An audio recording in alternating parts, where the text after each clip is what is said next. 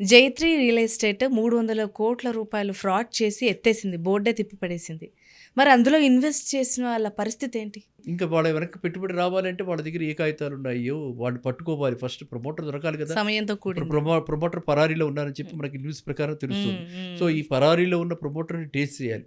వీళ్ళు మనకి ఇక్కడ బషీర్బాగ్లో సిటీ క్రైమ్ స్టేషన్ అని చెప్పి ఉంది. అక్కడ Basheerbagh LB Nagar LB stadium ఉంది కదా, ఎల్బీ స్టేడియం పక్కన ఉంటుంది. అక్కడికి వెళ్ళి వీళ్ళు కంప్లైంట్ లాడ్జ్ చేయాలి.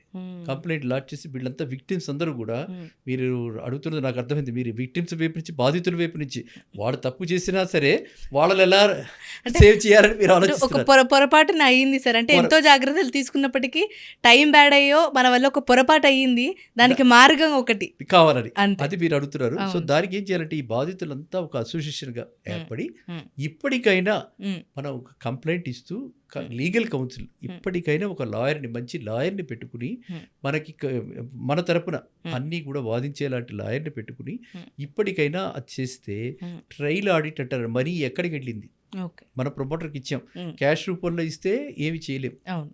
అదే కనుక చెక్ రూపంలో కొంత ఇచ్చుంటారు, కొంతమంది అన్న చెక్ రూపంలో ఇచ్చుంటారు అని అనుకుందాం.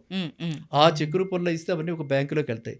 ఆ బ్యాంకులో ఏ అకౌంట్కి వెళ్ళాయి, ఆ అకౌంట్ నుంచి ఈ డబ్బులు ఎవరికి వెళ్ళాయి, ఎంత ఫార్మర్స్కి వెళ్ళాయి, ఎంత ల్యాండ్ రిజిస్ట్రేషన్ అయింది, ఇతని పేరునే అయ్యిందా, ఫ్యామిలీ మెంబర్స్ పేరున అయిందా,